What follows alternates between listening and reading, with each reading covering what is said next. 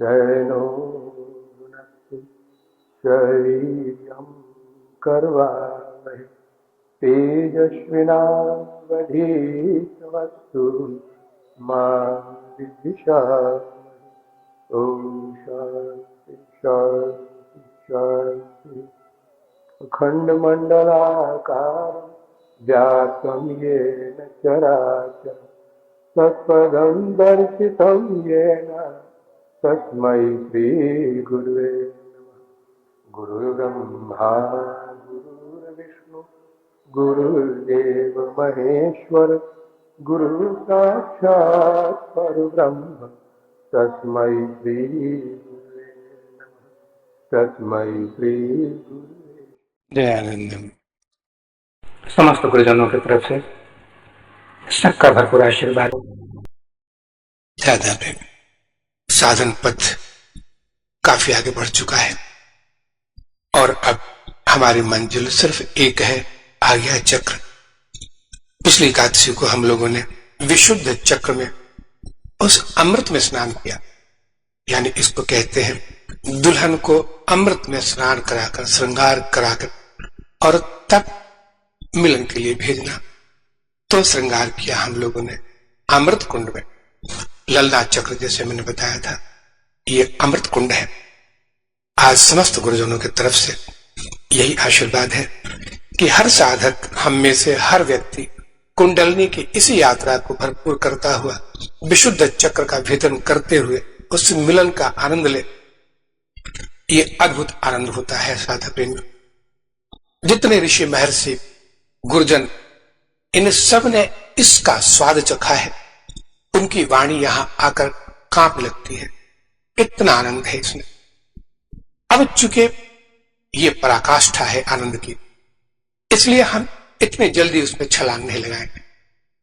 आज हम इन दोनों चक्रों के बीच की अवस्थाओं का समीक्षा करेंगे।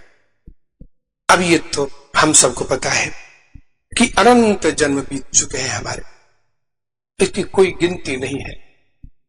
और हर जन्म के बाद कभी ऐसा होता है कि धर्म में आस्था भी बनती है, गुरुजनों के पास जाने का अवसर भी मिलता है, फिर भी यात्रा अधूरी की अधूरी रह जाती है, उम्र बीत जाती है।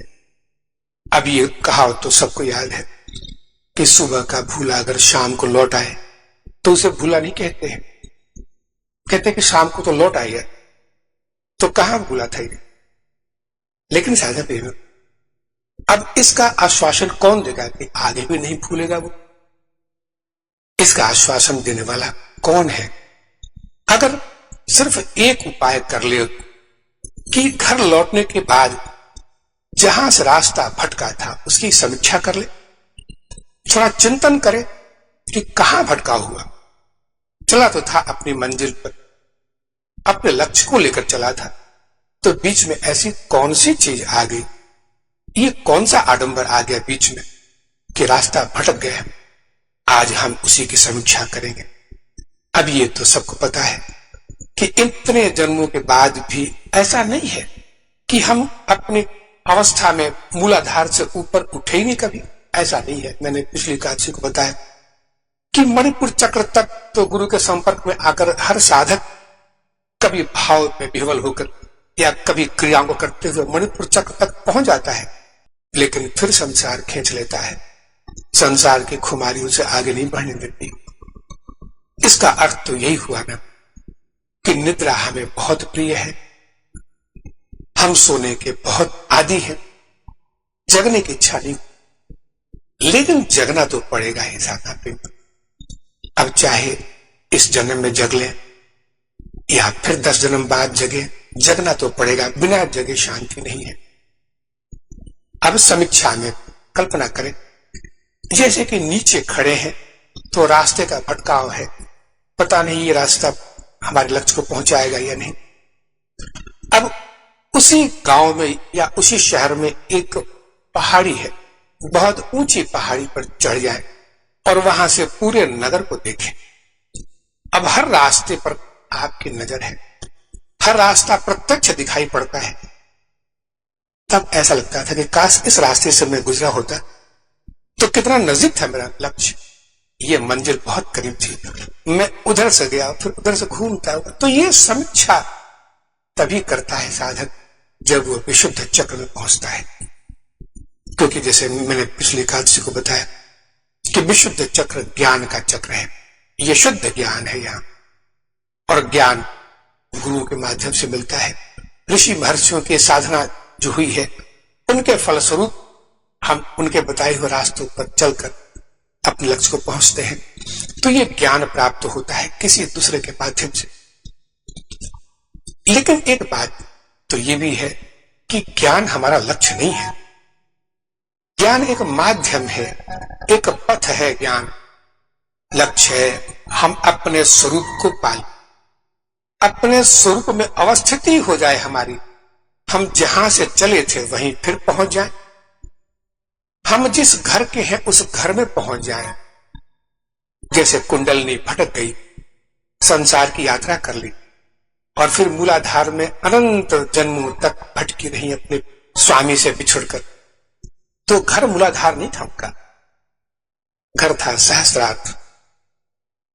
तो यात्रा शुरू हुई और पहुंच गई वहां। ऐसे ही लक्ष्य हमारा संसार में ज्ञान प्राप्त करना नहीं है, भक्ति करना नहीं है। ये तो माध्यम है जिनसे हम अपने घर पहुंच सकते हैं। लक्ष्य है हम अपने घर पहुंच जाएं, हम परमात्मा को प्राप्त कर लें, अपने ईश्वरीय स्वरूप को ग्रहण कर लें, उसी में फिर प्रवेश कर जाएं। आज की जो व्याख्या होगी इन दोनों अवस्थाओं के बीच की अवस्था, और इसमें कुछ खास चीजें मैं बताऊंगा। मैंने पिछली एकादशी को कहा था कि आज्ञा चक्र की व्याख्या के अंतर्गत गुरुओं का इसमें कितना बड़ा योगदान होता है और गुरुओं के बताए हुए रास्ते किस तरह क्रियान्वित होते हैं और कैसे अपने लक्ष्य को पहुंचता है वो, इसको बताने के लिए मैंने कहा था आज उसकी चर्चा भी करेंगे। और जाने कि गुरु कैसे मुक्त करता है, इस अवस्था तक पहुंचाने में गुरु को कौन सी क्रिया करवानी पड़ती है। साधा प्रेमियों, गोपनीय होते हुए भी कुछ चीजें मैं समझाने की कोशिश करूंगा। मैं जानता हूं कि जब तक साधक कुछ आगे नहीं बढ़ता तब तक ये गोपनीयता भी नहीं समझ में आती उसकी, फिर भी मैं कोशिश करूंगा। आइए चीज को विस्तार से समझें। 4 जगत होते हैं, ध्यान से सुने इसको। जगत का 4 रूप होता है। इसमें 2 नाशवान है जो पिछले एकादशी को मैंने व्याख्या की थी। काल के अंतर्गत जो जीव का धर्म है, जीव और काल, तो 2 पर काल की दृष्टि होती है, 2 जगत पर, और 2 जगत पर काल की दृष्टि नहीं होती। तो पहला जगत है, ये जो प्रकृति है ये एक जगत का निर्माण करती है। तो ये तो हम सबको पता है कि प्रकृति में और पुरुष में कोई भेद नहीं है। सिर्फ भेद इतना ही है कि एक जड़ है एक चेतन है, लेकिन दोनों मिलकर ही है। तो प्रकृति भी निर्माण करती है तो वो ईश्वर का ही निर्माण माना जाता है। तो प्रकृति ने जिस संसार का निर्माण किया है उसका नाम है जगत, ये संसार नहीं। तो आप पूछें कि जगत में और संसार में क्या फर्क है। जगत कहते हैं पहाड़ों से, नदियों से, ये जितने भी जो धरती है, आकाश है, ऋतुएं हैं, चंद्रमा है, सूर्य है, ये मंडल है, ब्रह्मांड है, ये प्रकृति का निर्माण है और ये दुखदाई नहीं है। इसमें सौंदर्य है साधना पे।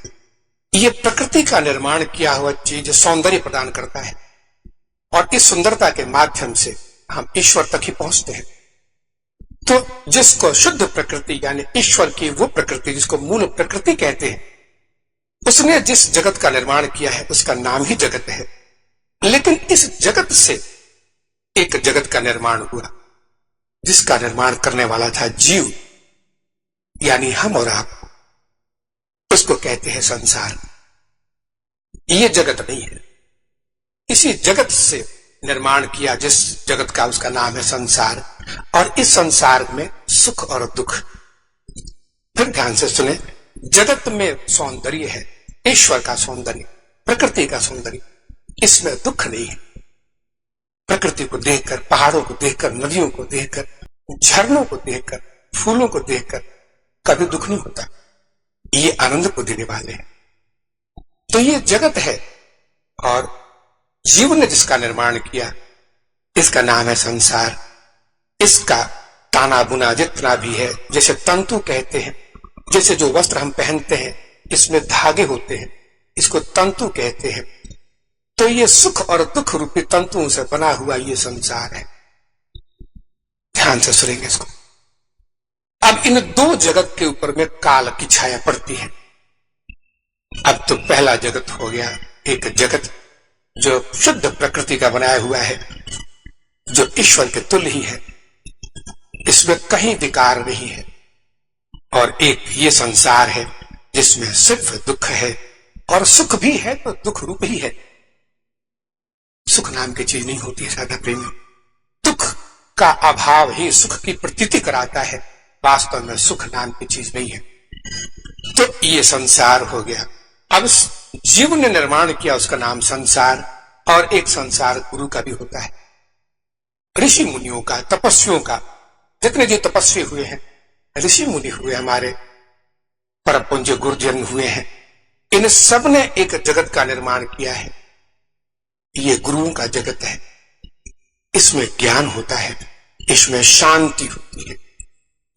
और चौथा जगत है जिसका निर्माण ईश्वर ने किया है, शुद्ध परमात्मा का जगत, उसमें आनंद है। ये चार जगत है। अब समीक्षा के अंतर्गत हम लोग को आज ये निर्णय करना है कि चारों जगत से हमारा वास्ता किससे ज्यादा रहा और क्यों हुआ ऐसा। क्या शुद्ध प्रकृति के साथ हमारा संबंध अच्छा नहीं था कि हमने एक और जगत का निर्माण किया? इन सब चीजों की समीक्षा करेंगे हम। तो इन चार जगत को भोगने वाला जीव तीन अवस्थाओं में होता है। हम जब से जन्म लेते हैं और मृत्यु तक तीन अवस्थाएं होती हैं। एक अवस्था वो होती है जिसमें जन्म लेते ही हम विषयों में फंस जाते हैं, संसार के गृहस्थी में, और फिर ये संसार के धनोपार्जन और माया मोह, रिश्ते नाते, इन सब में हम फंस के रहते हैं। अब ये अवस्था 40-45 तक चलती है। इसके बाद कभी ऐसा लगता है कि इसमें शांति नहीं मिली, दुख ही दुख है। और कभी दुख का क्षणिक अभाव हुआ तो सुख की प्रतीति हुई, वास्तव में वो सुख भी नहीं था। तो चले गुरुजनों के पास चले, संत महात्माओं के पास चले, धर्म ग्रंथ पढ़े। तो ऐसा करके एक अवधि तक वो गुरुओं के संपर्क में रहता है और फिर साधना करता है। तो ये दूसरी अवस्था हुई। और तीसरी अवस्था ये है कि उसी साधना को या तो वो आगे बढ़ाते हुए मुक्ति तक चला गया या फिर संसार में लौट गया, आगे नहीं बढ़ा पाया साधना को। क्योंकि आसक्ति किसकी रही? पहले वाले और तीसरे दो जगत जो है, पहले वाले जो माया मोह पर जिसमें जन्म हुआ था उसने खींचा तो लौट आएगा, फिर गुरु के पास से भी लौट आएगा। या फिर तीसरा जो हमारा अंतराल है जीवन का, जिसमें ईश्वर की प्राप्ति है, जो गुरु की बताई हुए साधना को आगे बढ़ाने के बाद प्राप्त होता है, तो ईश्वर खींचते हैं। तो किसने खींचा ज्यादा? खींचने की शक्ति किसकी थी? और शक्ति निर्भर करती है हमारे संस्कार और वासनाओं पर। तो इन तीन अवस्थाओं के संदर्भ में चार जगत का निरूपण करेंगे हम, इसकी व्याख्या करेंगे, और अंत में गुरुजनों का क्या योगदान होता है, कैसे उनकी प्रणाली मुक्त करने में सहायक बनती है, अगर साधक उनके साथ टिक गया तो। इसकी समीक्षा करेंगे हम लोग आज। तो पहली अवस्था जैसे मैंने बताया कि जन्म लेते ही माँ बाप, कुटुंब, परिवार और फिर पत्नी आई जीवन में, विवाह हुआ, पति के संग रहकर जीवन के 30-35 साल निकल जाते। अब इन 30-35 सालों को भोगने के लिए वही अवस्था है जो मूलाधार और स्वादिष्ठान। इसके लिए दो चक्र बने हुए हैं, ईश्वर ने बना दिए हैं कि भोग के लिए है कि ये दो चक्रों को भोग करो, जितनी इच्छा है भोग करो। लेकिन भोग के बाद ऊपर भी देखो तो दो चक्र बने हैं, मूलाधार और स्वादिष्ठान। इसके बाद जीवन में कभी ऐसा आता है कि भोगों को भोगते भोगते कभी मन में एक वैराग्य की स्थिति पनपती है और साधक के मन में होता है कि संसार के सारे विषय भोग कर भी शांति नहीं मिलती, तो शांति की तलाश में निकलता है और फिर गुरुजनों के पास पहुंचता है। फिर ऋषि मुनियों की जब व्याख्याएं सुनता है सत्संग में तो प्रभावित होता है और फिर जब दीक्षा मिलती है तो साधना में जब आगे बढ़ता है तो गुरु की वाणी समझ में आनी शुरू होती है, नहीं तो गुरु की वाणी भी समझ में नहीं आती। ये अवस्था तभी होती है जब मणिपुर के ऊपर जब जीव का प्रवेश होता है साधना का, तब हर प्रत्यक्ष चीज समझ में आती है। सारे धर्म ग्रंथ लगता है कि सब कुछ प्रत्यक्ष आंखों के सामने है, नहीं भी पढ़ा हुआ तो क्या होगा, यही लिखा होगा उस। ये मणिपुर के ऊपर जब यात्रा शुरू की साधना की तो जैसे मैंने बताया था कि प्रकृति अपने पर्दे हटानी शुरू कर देती है, जो अज्ञान का आवरण ढका हुआ था वो हटता है। अगर अज्ञान का आवरण है वहां तो न धर्म ग्रंथ की बात समझ में आएगी, न गुरुओं के बताए हुए गूढ़ विषय समझ में आएंगे। शब्द तो समझ में आ जाते हैं और कुछ दिन तक स्मृति रहती भी है, लेकिन फिर टिक नहीं पाती है। तो जैसा वैराग्य वैसा ज्ञान। अगर वैराग्य तीव्र है तो गुरु की हर चीज समझता है वो, और फिर गुरुजन उस पर भरपूर कृपा करते और तब साधना आगे बढ़ जाती है। लेकिन अगर सामान्य रहा तो फिर गृहस्थी अपनी तरफ पुनः खींचती है, तब गुरुजन सिर्फ साक्षी भाव में देखते रहते हैं। जैसे लाहिरी महाशय भी ऐसे भटक गए और महावतार बाबा जी इतने वर्षों तक इंतजार करते रहे कि पुनः लौट के आएगा। तो ये अंतराल बढ़ता है। ज्यादा प्रेमियों, इसमें दूसरी अवस्था जब होती है तो गुरुजनों का अपना जो योगदान होता है, उनको अंदर से एक खुशी होती है कि जो कुछ उसके पास है उसको ग्रहण करे, समझे। लेकिन समय के साथ जैसा व्यवहार होता है जीवन का, जैसे संसार खींचता है तो यात्रा धीमी पड़ जाती है। तो अब यह है कि इसमें संसार के और ईश्वर के बीच में जो गुरु का माध्यम बनता है, इसको भी पूरी तरह जब हम इसका विश्लेषण करेंगे तो लगता है कि इसमें कहीं किसी का दोष नहीं है। सिर्फ जो पूर्व वासनाएं हैं जो चित्त में पड़ी हुई है, सारा खेल उन्हीं का है और उनसे युद्ध करना, उनसे लड़ना ही साधक का सबसे बड़ा काम होता है। आइए साधना प्रेमियों, आज कुछ अद्भुत और गूढ़ बातें समझ लें, क्योंकि जीवन में जब तक इस कड़वे सत्य को समझेंगे नहीं, तब तक ईश्वर के तरफ में चरण आगे बढ़ते नहीं है। एक बात आपको बता दें, मुक्त होने के लिए ना गुरु की आवश्यकता है ना ईश्वर की। देखिए, मैंने अभी क्या बताया कि कड़वे सत्य को मैं बता रहा हूं, लेकिन इसमें एक शर्त है। लोग कहते हैं कि बिना गुरु के मुक्ति नहीं होती है। ये जरूर है कि बिना गुरु के ज्ञान नहीं होता है, लेकिन मुक्ति के लिए गुरु के पास जाने की भी आवश्यकता नहीं और ना ही ईश्वर की शरण में जाने की आवश्यकता है। आप संसार में विषय भोग में पड़े हुए हैं, उसी में रहकर मुक्ति होगी, उसी में रहकर मुक्त हो जाएंगे। शर्त सिर्फ एक है, सिर्फ एक बात हमेशा गांठ बांध लें कि विषय भोग वाले संसार के मैंने क्या संज्ञा दी थी। संसार जिसका निर्माण करने वाला जीव है, यानी हम और आप, और जिसके तंतु हैं सुख और दुख। तो संसार का निर्माण ही जीव ने किया है सुख और दुख के लिए। तो सुख और दुख की शिकायत किससे करेंगे आप? उस परमात्मा से जिसने इस जगत का निर्माण नहीं किया है, उस प्रकृति से जिसने इस जगत का निर्माण नहीं किया है। तो मुक्त हो जाएंगे आप। सिर्फ इतना एक संकल्प ले लें कि हम अपने दुखों का पिटारा नहीं करेंगे, हम दुखों को हटाने के लिए किसी से याचना नहीं करेंगे और ना ही किसी से शिकायत करेंगे, क्योंकि ये तो हमारे अपने बागीचे का फल है। साधा प्रेम, गौर करें इस चीज को, ये हमारे अपनी फसल है। ये अच्छे कर्म रूपी जो फसल है इसको काटने वाले हम ही हैं।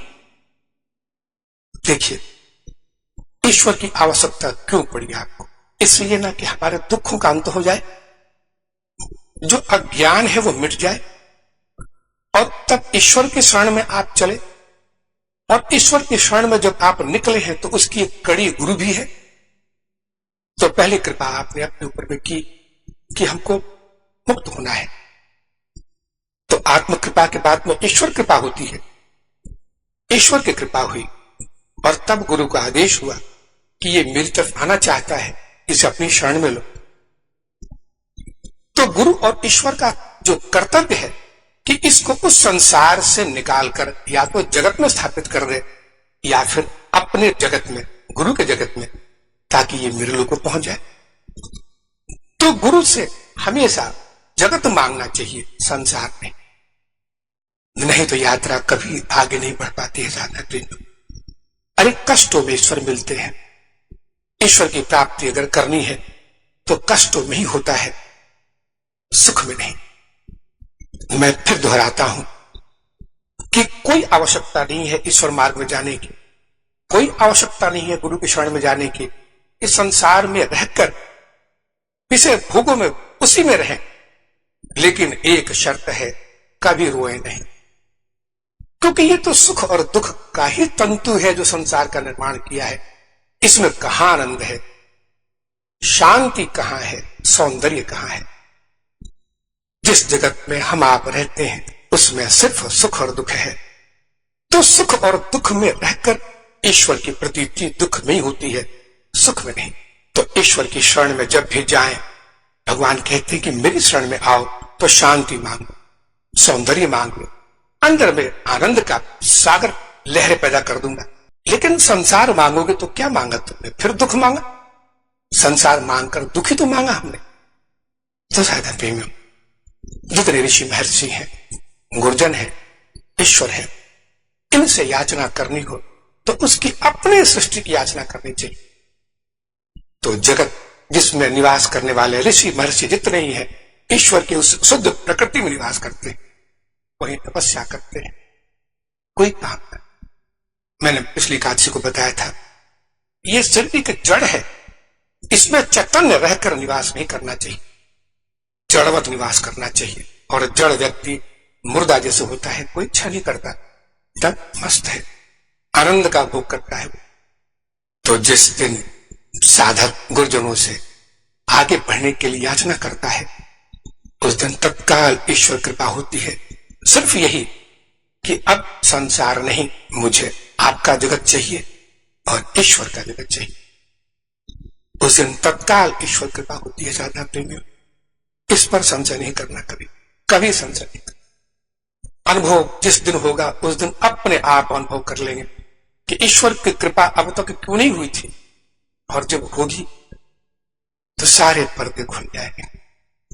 उस दिन आदेश होता है गुरुजनों को कि अब ये आना चाहता है, ये शांति की तलाश में निकल पड़ा है, तो हे गुरु, शांति तुम्हारे लोक में है, आनंद मेरे लोक में है, इसको शांति के माध्यम से मेरे लोक तक पहुंचा दो।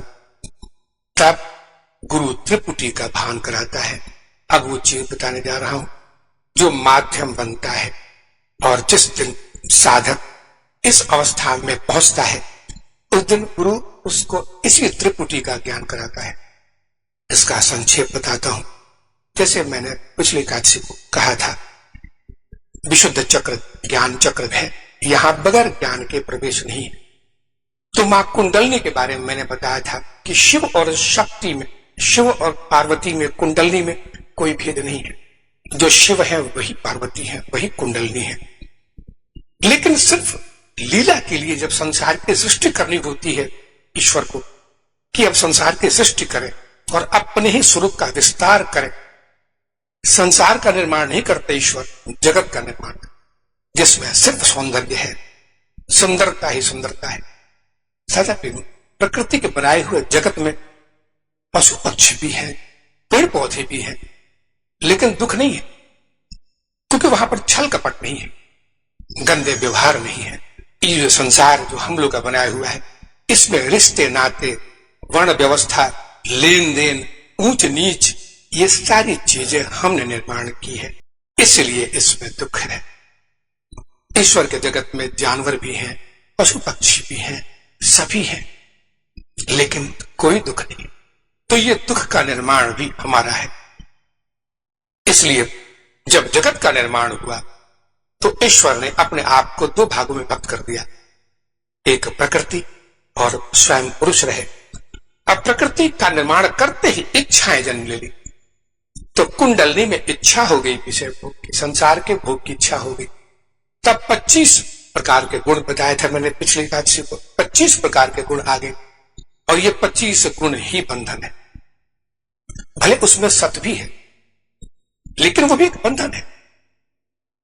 तो ये 25 गुणों से युक्त जीव संसार के इसी मूलाधार स्वादिष्ठान में भटकता रहता है। ये पहला ज्ञान था। और इसमें मैंने बताया था कि कुल और अकुल, जब भी ग्रंथों में आप पढ़ेंगे कुंडलनी के लिए तो शब्द आता है कुल कुंडलनी। जितने भी ग्रंथ हैं पातंजलि योग से लेकर जितने भी हैं, इनमें कुंडलनी जो मणिपुर के नीचे उस अवस्था में भोग करती है उनका नाम है कुल कुंडलनी, और ऊपर में जब उत्थान करती है तो अकुल हो जाती है। इस विशुद्ध में आकर अकुल हो जाती है, तो अकुल माने शिव बन गए। अब उनमें से प्रकृति खत्म हो गई, उनके अंदर में विषय भोग खत्म हो गया। अब मिलने के बाद ही कुंडलनी का जब मिलन होता है आज्ञा चक्र में, तो कुंडलनी रह नहीं पाती है, तब अकुल हो जाती है, कुल खत्म हो जाता है, अकुल हो जाती है। तो ये पहला था। आज का जो दूसरा है, और यही होता है जिस दिन भी कोई साधक आगे बढ़े, बढ़ते ही ये त्रिपुटी का अनुभव कराता है गुरु। त्रिपुटी के अनुभव के बगैर ऊपर के चक्रों का भेदन नहीं होता है साधक में। मणिपुर के नीचे तो ऐसे भी भेदन हो जाता है, थोड़े संस्कार जगह, लेकिन ऊपर में अनाहत विशुद्ध आज्ञा, इसका बगैर त्रिपुटी के भेदन नहीं होता है। त्रिपुटी में 3 चीजें हैं, शब्द, ज्योति और रूप। अच्छी तरह समझे इसको। शब्द, ज्योति और रूप, इसकी पहले व्याख्या कर ले तो फिर मैं पीछे लौटता हूं। जब मैंने मणिपुर चक्र की क्रिया करवाई थी तो मैंने कहा था कि इड़ा और पिंगला, रेचक और पूरक, जब ये दो चलते हैं तो जिसको हम लोग हिसिंग साउंड कहते हैं कि श्वास को लेना चाहिए, हिसिंग साउंड का खेचड़ी लगती है। अब ये जो एक शब्द आता है इसको हिसिंग साउंड कहते हैं, यही शब्द है। ये जो शब्द पूरी तरह चलता रहेगा, श्वास लेने में भी छोड़ने में भी। श्वास ले तब हिसिंग साउंड के साथ धीरे धीरे लगता है कि जैसे कि प्रगाढ़ निद्रा में कोई व्यक्ति सो रहा हो, खर्राटा नहीं, आनंद के साथ श्वास लेना और छोड़ना, ये हिसिंग साउंड है। इसको उज्जयी प्राणायाम कहते हैं। ये उज्जयी प्राणायाम जब आगे बढ़ता है तो कई महीने तक गुरु इसको करवाने के बाद में ये शब्द ही जो हिसिंग साउंड है, शब्द ये स्तंभित हो जाता है। ध्यान दे इसको, ये शब्द स्तंभित होकर कुंभक हो जाएगा, और कुंभक होते ही सुषुम्ना में प्रवेश कर जाएगी। तब इड़ा और पिंगला खत्म और सुषुम्ना में प्रवेश शुरू होते ही यही हिसिंग साउंड, यही शब्द जो है यही नाद बन गया है। तो शब्द को ही नाद कहते हैं। शुरू शुरू में साधक को करवाया जाता है कि भावना करो कि श्वास ले रहे हैं तो हिसिंग साउंड चल रहा है, श्वास छोड़ रहे हैं ओंकार के साथ छोड़ रहे हैं, ले रहे हैं छोड़ रहे हैं। लेकिन यही करते करते कुछ महीनों बाद उसकी गति रुकते रुकते अचानक रुक जाएगी, कुंभक होगा, और तब सुषुम्ना में यही जो शब्द है प्रवेश करते ही नाद बन जाएगा। अब ओंकार की ध्वनि स्पष्ट सुनो, स्पष्ट सुनाई पड़ती है कि ओंकार चल रहा है, और ओंकार चल तो रहा है लेकिन क्या हम ले रहे हैं इसको? नहीं। तब ओंकार के प्रति हम लोग साक्ष्य बन जाते हैं, और ये क्रिया उस सुषुम्ना में एक बारीक बांसुरी की आवाज की तरह चलती है। एक नशा है साधक में, उसमें अद्भुत नशा होता है। अब ये हो गया कि शब्द, शुरुआत हुई शब्द से, लेकिन परिवर्तित हो गया नाद। अब ये नाद चल रहा है। अब ये नाद चलते चलते इस ओंकार का नाद जब प्रस्फुटित होता है, अपने आप नाद का चलना शुरू होता है। नाद चलते चलते पूरा शरीर जैसे लगता है कि बिजली की तरंगें भर गई पूरे शरीर, स्वयं बिजली की तरह बन जाता है। और ये नाद अचानक चलते चलते ओंकार जो है एक प्रकाश के रूप में परिवर्तित हो जाएगा। जब भी हम लोग योनि मुद्रा करवाते हैं, सबने किया है आप लोगों ने, तो योनि मुद्रा में इसी ओंकार से जब कानों को बंद करेंगे तो ओंकार जब अपने आप सुषुम्ना में पूरे गंभीरता में आएगा तो प्रकाश से भर जाएगा। इसी प्रकाश को दिखलाया जाता है जब दीक्षा मिलती है तब।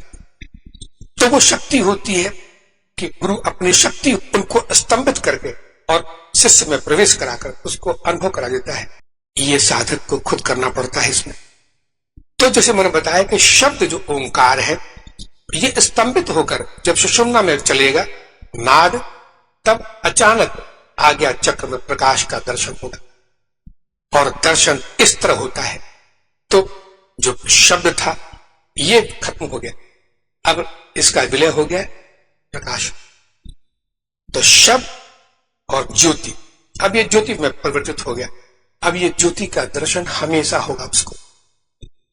जिन्होंने भी रामकृष्ण परमहंस या विवेकानंद के चरित्रों को पढ़ा होगा, विवेकानंद को ये प्रकाश हमेशा दिखता था, तो उनको लगता था कि हर व्यक्ति को दिखता होगा।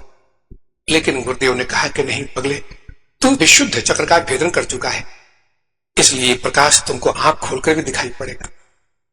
तो साधा प्रेम, अभी तो हम लोग योनि मुद्रा में प्रकाश को देखते हैं, लेकिन ये प्रकाश दिखते दिखते एक दिन अचानक ऐसा होगा कि लगेगा कि असंख्य ज्वालामुखी एक साथ फूट पड़े। एक दो ज्वालामुखी नहीं, असंख्य ज्वालामुखी, जैसे लावा बिखरता है ज्वालामुखी का, ऐसे असंख्य ज्वालामुखी एक साथ फूट पड़े। अब ये कब होगा, ये तो आपके साधना पर है। और तब जो दृश्य होता है, बस इस दृश्य की कल्पना भी काफी है, बहुत अद्भुत होता है। तो शब्द का विलय प्रकाश में हुआ, ज्योति में, और ज्योति जब प्रगाढ़ होती है, ज्योति का अंत होते होते जब विशुद्ध चक्र में पहुंचती है, तब ये जो दिखाई पड़ता है रूप विस्फोट दिखाई पड़ता है। इसके बाद अब ये जो प्रकाश दिखाई पड़ेगा, इसके लिए आंख बंद करने की आवश्यकता नहीं है। तब ये खुली आंखों से दिन भर आंखों के साथ रहे। ये उन्माद अवस्था होती है साधना में। यही विवेकानंद को बचपन से ही प्राप्त था, क्योंकि साधक अपने बचपन से ही उसके संस्कार जब जागृत होते हैं, तो कब कौन सा संस्कार जागृत होकर उसको पिछले जितने चक्रों का भेदन कर चुका था वहां तक पहुंचा देता है। और फिर अब ये जो संसार है ये बिल्कुल आपके लिए नष्ट हो जाएगा, सब रहेंगे इसमें, आप स्वयं काम भी करेंगे, सारे रिश्ते नाते सब अपनी जगह पे रहेंगे, लेकिन संसार नाम खत्म हो जाएगा। मैंने बताया था संसार की परिभाषा, सुख और दुख के तंतुओं से बुना गया संसार। तब एकमात्र जगत दिखाई पड़ेगा, उस परमात्मा की बनाई हुई जो सृष्टि है जिसका नाम जगत है, उसमें आनंद में निवास करेंगे। बस अपने आप को छिपा कर रखना पड़ता है साधना प्रेम। अब ये हो गया कि पहले था शब्द, इसका विलय होगा ज्योति में। अब ये जो ज्योति है वो सारे जितना हमने संसार में रूपों को देखा था, ये सारे रूप सिमट कर एक रूप में, ये प्रकाश ही ज्योति ही एक रूप में परिवर्तित हो। अब यहीं पर आपकी इच्छा है कि मां का दर्शन करें, तो ये ज्योति मां के रूप में आएगी। ये पिछली कांच में मैंने कहा था। अगर चाहते हैं कि राम के रूप में हो, कृष्ण के रूप में हो, तो प्रत्यक्ष दिन हर दर्शन। ऐसा नहीं है कि दर्शन हुआ और मां लुप्त हो गई चली गई, नहीं, आंखों के सामने प्रत्यक्ष, जब तक शरीर रहेगा तब तक अस्तित्व रहेगा। ये तो उस भक्त के लिए हुआ। लेकिन अगर उस प्रकाश में ही आसक्ति हो गई तो वो खुद भी धीरे धीरे विलय करते करते उसी प्रकाश में विलय कर जाता है। यही मुक्ति है। तो त्रिपुटी हो गई, पहले हुआ शब्द, फिर प्रकाश और फिर रूप। ये त्रिपुटी साधा प्रेम मणिपुर के ऊपर प्रवेश इसी के माध्यम से होता है। तो हमेशा जोर देता हूं कि इस हिसन साउंड को बढ़ाना चाहिए, तो उसे नशे का अनुभव करें, क्योंकि इन 3 अवस्थाओं में तो ये त्रिपुटी है, बगैर त्रिपुटी के साधना आगे नहीं बढ़ती है। त्रिपुटी का अर्थ होता है कि अब फिर संसार में और नहीं है, और फिर अब जो जगत का दर्शन होता है, इससे अब इसका वर्णन तो बगैर अनुभव के साथ नहीं होता है।